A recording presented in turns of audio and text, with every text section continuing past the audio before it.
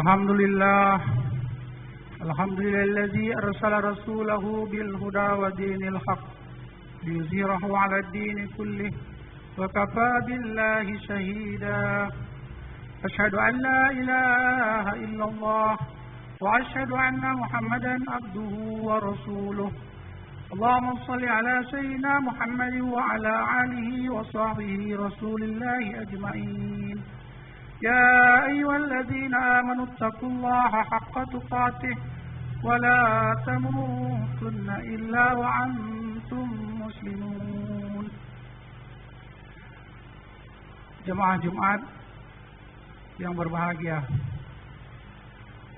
pada kesempatan yang berbahagia ini, pertama kita bersyukur kepada Allah. Dengan rahmat dan kasih sayang Allah berikan nikmat kita, nikmat yang besar, yaitu nikmat iman wal Islam. Dengan nikmat iman ini, kita diberi keringanan langkah dan hati, sehingga kita dapat hadir melaksanakan rangkaian ibadah sholat Jumat pada hari ini. Yang kedua, setiap Jumat, khatib selalu mengingati dirinya sendiri dan kita semua.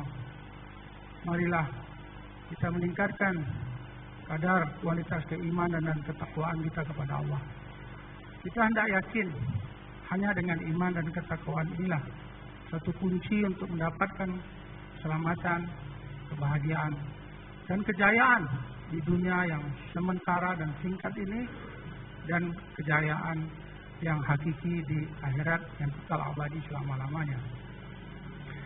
Ada dua topik pada siang hari ini yang ingin kami sampaikan. Yang pertama berkaitan dengan persaudaraan, yang kedua berkaitan dengan kemerdekaan.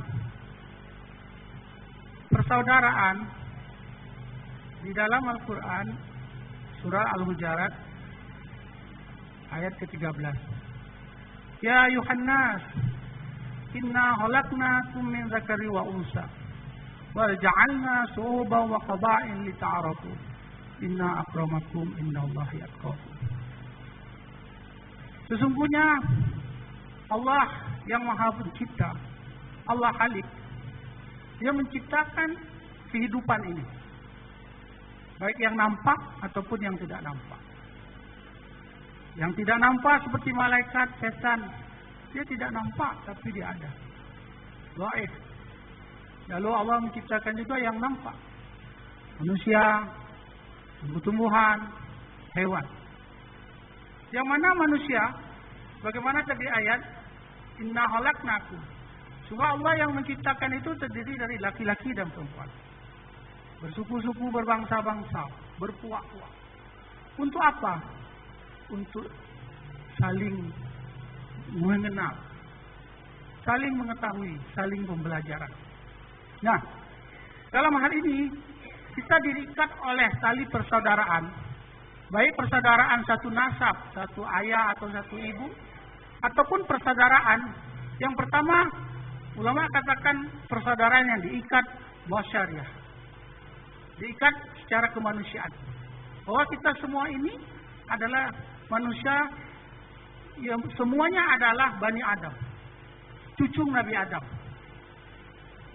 Yang bermula manusia ini, satu teori mengatakan bahwa manusia berasal dari Adam, ini berangkat daripada kitab suci. Tapi teori yang lain yang berkembang, yang dikembangkan oleh pemikir-pemikir sekuler, ya, pada saat ini ateis, yaitu bahwa manusia ini terjadi dengan teori evolusi yang terus dengan berkembang dengan teori Darwin.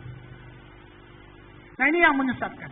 Padahal kita ini adalah semua yang namanya manusia, dia berasal dari manusia dan berawal daripada Nabi Adam alaihissalam. Nah, inilah kita diikat yang namanya sekarang terkenal dengan human right, hak azazi manusia. Nah, pada dasarnya Allah Subhanahu wa taala pun sudah mengkabarkan bahwa kita ini adalah Bani Adam, keturunan Nabi Adam alaihissalam. Untuk apa? Diciptakan laki-laki dan perempuan untuk saling kenal mengenal, untuk menjalin tali persaudaraan, untuk berkasih sayang.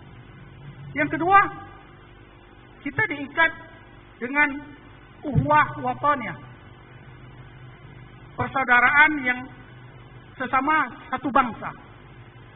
Yang mana kita sekarang sebagai bangsa Indonesia dalam Negara Kesatuan Republik Indonesia ini, ya, terdiri dari macam-macam suku bangsa. Kita ada ratusan ribu dan puluhan ribu pulau, bermacam-macam bahasa. Nah, kita diikat dalam satu negara NKRI Republik Indonesia ini. Nah, ini dinamakan Uhwah Wathoniyah, yang mana kita mempunyai Undang-Undang Dasar 45 Pancasila sebagai dasar hukum kita yang berbangsa dan bernegara ini. Dan yang ketiga, kita diikat persaudaraan. Ini yang kental dan kuat, yaitu ukhuwah Islamiyah. Innamal mu'minuna ikhwatun fasluhu baina akhwaikum. Nah, kita sebagai umat Nabi Muhammad SAW, kita sudah bersyahadat asyhadu an la ilaha illallah wa asyhadu anna Muhammadan abduhu wa rasuluh. Nah, kita bersaudara diikat dengan kalimat ini bahwa kita sesama muslim. Sesama muslim adalah bersaudara. Saling ingat mengingatkan, saling kasih mengasihi, saling sayang menyayangi, saling doa mendoakan untuk keselamatan kita dunia dan akhirat. Nah, dari tiga ikatan persaudaraan ini terangkum bahwa sesama umat manusia ini punya nilai-nilai, punya sifat, punya tujuan, yang mana semua manusia ingin mendapatkan keselamatan, ingin mendapatkan kesuksesan. Nah, baik keselamatan kita yang di dunia dan keselamatan di akhirat.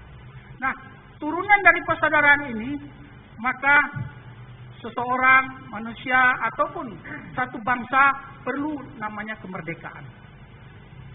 Kemerdekaan adalah satu kebebasan daripada ikatan atau daripada penjajahan-penjajahan. Insya Allah hari Isnin kita masuk memperingati Hari Kemerdekaan Republik Indonesia 17 Agustus 2020. Nah, apa hikmah yang bisa kita petik dalam memperingati Hari Kemerdekaan ini? Minimal ada 3 renungan yang perlu kita renungkan dalam menyambut Hari Kemerdekaan ini. Pertama, kita mengingat kembali tentang historis apa kemerdekaan itu, sejarah kemerdekaan itu. Kemerdekaan Republik Indonesia ini berangkat daripada bangsa Indonesia yang telah dijajah lebih dari 300 tahun lebih. Baik, kita pertama dijajah oleh Belanda 300 tahun, dan setelah Belanda kita dijajah oleh Jepang lebih kurang 3-4 tahun. Dari semua penjajahan ini ada misi-misi mereka. Bukan hanya untuk menaklukkan suatu negara atau suatu bangsa, tapi ada 3 poin: goal, glory, gospel. Di samping mereka menjajah suatu kedaulatan negara, juga mereka memeras apa yang ada, kekayaan yang ada dalam negara itu, mereka ambil sebagian dan mereka bawa ke negaranya, negara penjajah itu masing-masing. Dan yang ketiga adalah mereka memasukkan kepahaman. Kalau kita melihat sejarah bangsa kita sebelum datangnya para penjajah yang notabene banyak datang dari Eropa itu, kita adalah negara yang mayoritas Islam. Dan kalau kita lihat banyak kerajaan-kerajaan sebelumnya adalah hampir rata-rata kita adalah kerajaan-kerajaan Melayu atau kerajaan-kerajaan ada di Tengah Jawa, di Sulawesi itu ada kerajaan-kerajaan Islam. Nah, datangnya penjajahan ini yang perlu dicatat. Tidak ada penjajah itu yang datangnya dari Arab. Semua kalau kita lihat dari catatan tersebut, hampir datangnya dari negara-negara Eropa. Di samping datangnya dari Eropa, juga membawa misi, yaitu misi agama, yaitu misi agama Nasrani.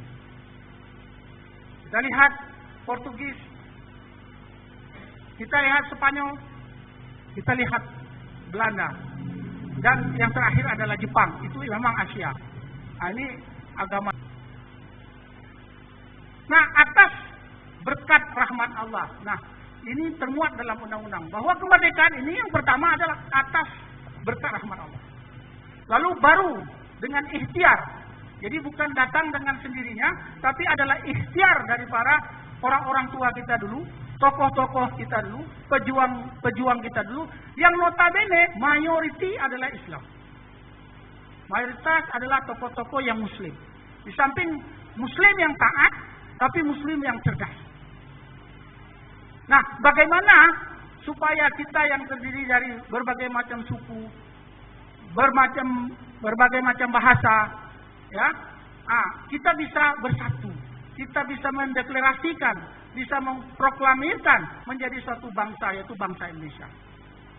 Nah, setelah banyak pengorbanan, waktu yang panjang, baik pengorbanan daripada harta, benda, ya bahkan jiwa, dan dengan pekikan Allahu Akbar atas berkat rahmat Allah, maka Proclamation Independent ini dan Declaration Independent ini Allah wujudkan tepatnya 17 Agustus bulan Ramadan tahun 1945. Nah, inilah kita diikat, namanya Negara Kesatuan Republik Indonesia, diikat persaudaraan wafonia.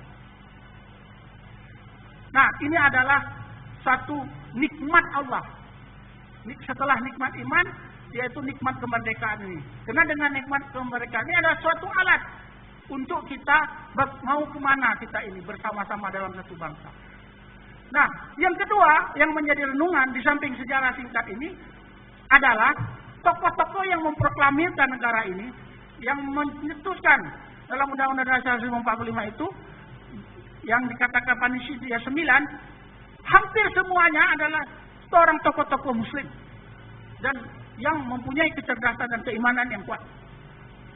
Ya, 9 semua, termasuk Haji Wahid Hasim, Haji Agus Salim, Rahar Mujakir, dan lain-lain, termasuk juga Soekarno, Hatta dan lain sebagainya itu. Dan ini perlu dicatat. Nah, singkatnya, apa tujuan yang kedua? Apa tujuan kita berbangsa dan bernegara ini? Nah, ini termuat dalam Undang-Undang Dasar 1945 di alinea keempat, bahwa kita merdeka ini, kita memproklamirkan menjadi suatu negara Republik Indonesia ini adalah bertujuan melindungi segenap bangsa Indonesia dan seluruh tumpah darah Indonesia, dan juga untuk memajukan kesejahteraan umum dan mencerdaskan kehidupan bangsa, dan bersama-sama ikut melaksanakan ketertiban dunia berdasarkan kemerdekaan, perdamaian abadi, dan keadilan sosial. Kalau lihat dari alinea keempat ini, hampir semua kata-kata hikmah ini muatannya ada dalam Al-Quran. Bijaksana, hikmah, adil, itu semua atas berkat rahmat Allah. Itu semua diambil hikmahnya itu dari petikan-petikan intisari daripada Al-Quran. Kalau tidak tokoh-tokoh ini punya iman, punya kecerdasan yang dalam, melihat satu bangsa ini walaupun beraneka ragam suku dan bangsa, tidak akan keluar konsep-konsep yang mendasar ini.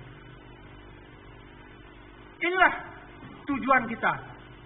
Bagaimana negara ini melindungi segenap bangsanya, tumpah darahnya, mencerdaskan dan mensejahterakan.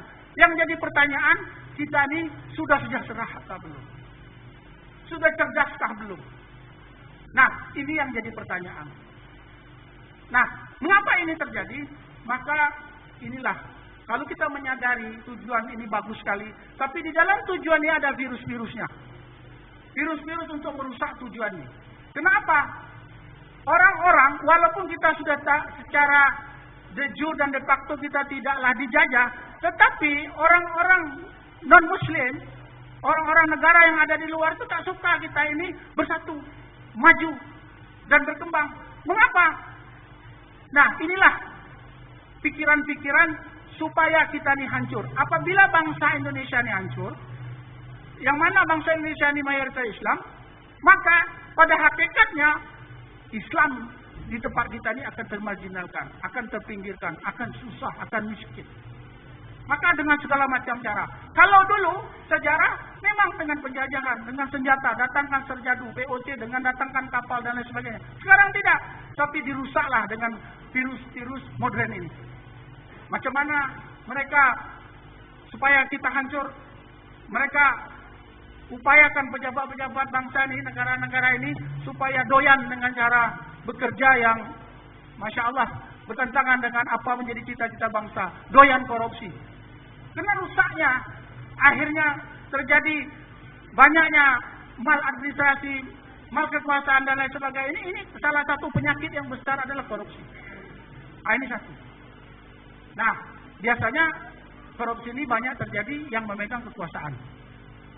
Nah, satu yang kedua adalah ini kepada masyarakat, itu baik rakyat pun atau pejabat pun. Ini maraknya narkoba. Nah, dengan adanya narkoba, dengan narkoba berkembang dan lain sebagainya, Masya Allah, inilah akan merusak sendi-sendi ya masyarakat, terutama pemuda yang menjadi generasi bangsa ke depan, yang untuk meneruskan cita-cita daripada orang tua kita nih, para tokoh bangsa ini. Nah, maka kita lihat negara-negara asing berusaha macam mana narkoba ini di Indonesia cepat tersebar dan banyak digunakan oleh generasi-generasi muda, sehingga kita sudah tidak punya lagi berpikir apalagi bersaing untuk melihat tantangan masa depan. Dan yang lebih parah lagi, dengan majunya era teknologi dan informasi di industri 4 ini adalah pikiran-pikiran bebas melalui media elektronik, baik itu dari Facebook, WhatsApp, televisi dan lain sebagainya, itu yaitu paham-paham, yaitu macam mana supaya kita tidak lagi berpegang kepada agama, tidak lagi berpegang kepada Al-Quran, tidak lagi kita mengikuti ulama. Inilah paham-paham sekuler, ya, paham-paham liberal, paham-paham ateis, ya, yang menyelusup dengan cara-cara berpikir komunis, ya, dengan gaya-gaya barunya neokomunisme, dan juga satu lagi LGBT, transgender ini, tidak laki-laki, tidak perempuan. Inilah yang mengundang balak, dan ini di luar negeri, ya, di dunia internasional meminta payung hukum, dan mereka mengeluarkan dana besar bagaimana di negara-negara Muslim seperti Indonesia yang mayoritas nih dan jumlah umat Islam yang terbesar nih, supaya hal-hal seperti ini dianggap biasa. Sama saja, dia bilang apa, ini hak asasi manusia, kan tak merugikan kamu, tidak menghabiskan uang kamu dan lain sebagainya. Inilah cara berpikir. Maka kalau kita lemah iman kita sedikit daun bawang, nah kita anggap ini biasa saja. Padahal ini bukan biasa. Inilah sendi-sendi, ya, virus-virus yang akan merusak baik umat juga keutuhan bangsa.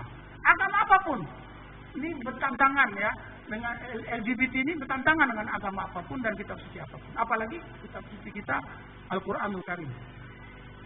Dan yang ketiga adalah renungan kita mensikapi, ya, menghadapi 17 Agustus mengingat kemerdekaan ini, bagaimana kita mengisi kemerdekaan ini? Nah, ini tak bisa kita serahkan hanya kepada pemimpin saja, pejabat saja, tapi adalah semua komponen bangsa. Nah, sekarang, ya, orang-orang dari luar berusaha untuk merusak bangsa ini. Nah, kita lihat, ya, ulama-ulama, ya, coba dimarginalkan. Tidak semua, tapi kadang-kadang yang benar dibilang salah, yang salah dibilang benar. Nah, ini ada trompetnya, ini ada pemikir-pemikir internasionalnya. Supaya apa? Supaya kita gaduh, supaya kita tidak lagi bisa berpikir tenang, tidak lagi bisa kita menata untuk berkembang dan maju dan bisa bersaing untuk ke depan. Karena apabila negara-negara yang mayoritas Islam ini maju, seperti Indonesia, Turki, dan maka negara Islam di dunia ini akan maju sebagaimana apa yang diamanahkan oleh Al-Quran. Islam yu'la alaih. Sebagaimana yang diamanahkan Rasulullah, bahwa Islam ini adalah rahmatan lil alamin. Tapi kalau kita sudah dirusak dari sendi-sendi tadi, maka kita tidak sempat lagi berpikir segar, berpikir maju, maka kita berantem antara satu dengan kita.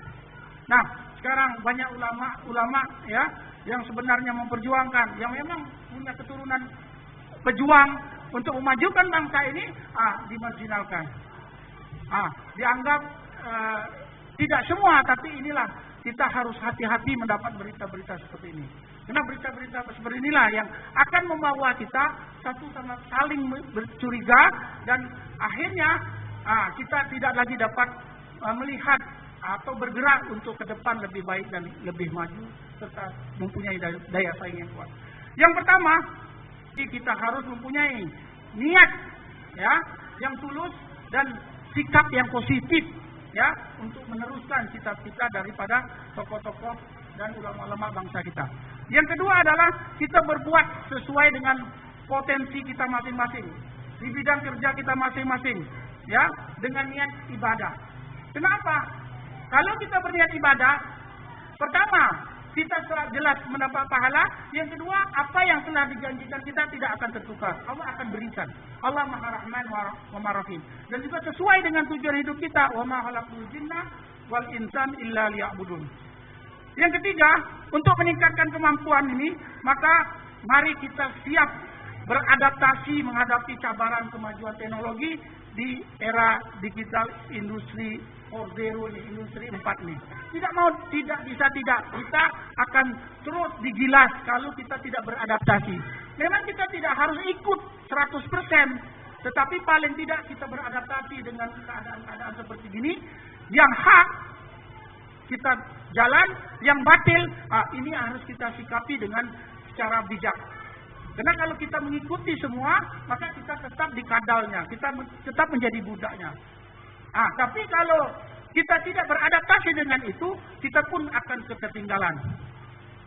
Dan yang keempat, yang terakhir adalah kita selalu berorientasi dalam membangun bukan hanya dunia saja, tetapi umat Islam ini tujuannya walal akhiratu khairu wa abqa. Yaitu yang pertama tujuannya untuk akhirat. Ibarat kita menanam padi, rumput pasti ikut. Tapi kita menanam rumput, padi tidak akan ikut. Kalaupun kita menanam padi, kadang-kadang padi pun ada yang busuk. Tapi ingatlah, Allah itu sesuai dengan prasangka hambanya. Inna ma'al usri yusran, inna ma'al usri yusran. Setiap ada kesusahan, pasti ada kemudahan. Dari swil and dari swil, setiap ada kemauan, pasti ada jalan. Demikianlah renungan kita. Pertama tentang persaudaraan dan yang kedua adalah bagaimana kita mensikapi kemerdekaan ini sehingga kita ada sumbangsi kita, kontribusi kita, walaupun sebesar biji zarah, tapi ada untuk satu kebaikan, ya, baik untuk umat Islam ataupun untuk kemanusiaan. Untuk umat Islam kita tingkatkan ukhuwah Islamiyah kita, tapi untuk umat yang lain kita tunjukkan akhlak ukhuwah basyariah kita. Mudah-mudahan kita menjadi asbab hidayah. Barakallahu lakum bil Qur'anil azim wa nafa'ani wa iyyakum bima fihi minal ayati wal dzikril hakim wa taqabbala minni wa minkum tilawatahu innahu wasyami'ul 'alim.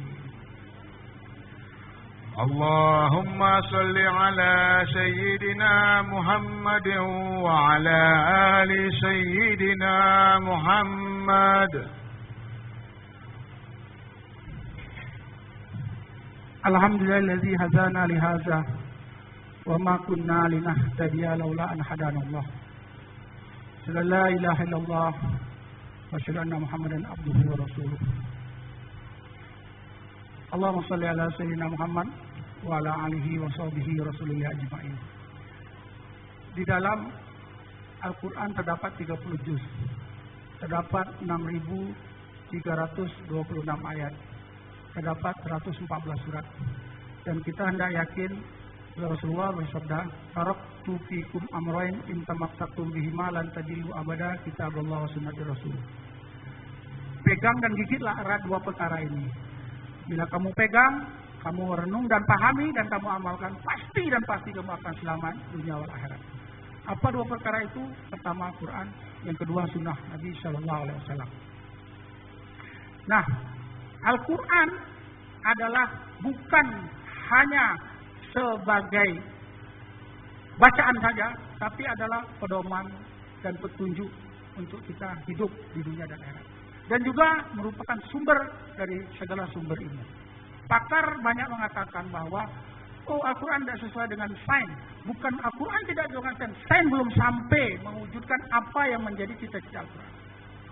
Banyak sudah terbukti sekarang oleh saintis-saintis bahwa apa yang dikatakan Al-Quran sudah terwujud. Nah, inilah harus kita syukuri bahwa kita sebagai umat Islam, tanda sayang Allah kepada kita, Pertama, Allah turunkan nabinya untuk membimbing kita. Dan Allah turunkan Quran, kitab sucinya, sebagai pedoman kita, sebagai guidance. Maka, dalam hal ini, marilah kita pegang erat-erat. Bukan hanya sekedar dibaca, terus kita renungkan, dan kita amalkan, dan kita yakinkan, masukkan ke dalam hati. Hanya dengan inilah, sebagai pedoman, sebagai sumber ilmu, untuk kita mendapat kejayaan dunia dan akhirat. Terakhir Imam Syafi'i katakan dalam surat Al-Asr, wal asr innal insana lafi khusr illa allazina amanu wa amilus shalihat wa tawassaw bil haqq wa tawassaw bis sabr. Semua manusia ini adalah merugi. Orang kaya merugi, orang miskin merugi, pejabat rugi, presiden rugi, raja rugi, rakyat gembel pun juga rugi. Orang tua rugi, orang muda rugi, orang sehat rugi, orang sakit rugi. Siapa yang tak rugi? Allah sudah jawab 4. 1, illal ladzina amanu. Dia harus ada iman. Iman adalah chip. Ya, iman yang sahih.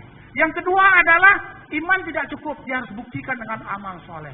Salat, puasa, dan perbuatan-perbuatan yang baik yang lainnya lillahi ta'ala. Yang ketiga, belum cukup kita beramal. Kita ada satu lagi, tawasau bil haq. Saling ingat mengingatkan, saling doa mendoakan, saling kasih sayang. Sehingga umat Islam bisa mendapat hidayah, di luar Islam pun insya Allah akan terbuka hatinya.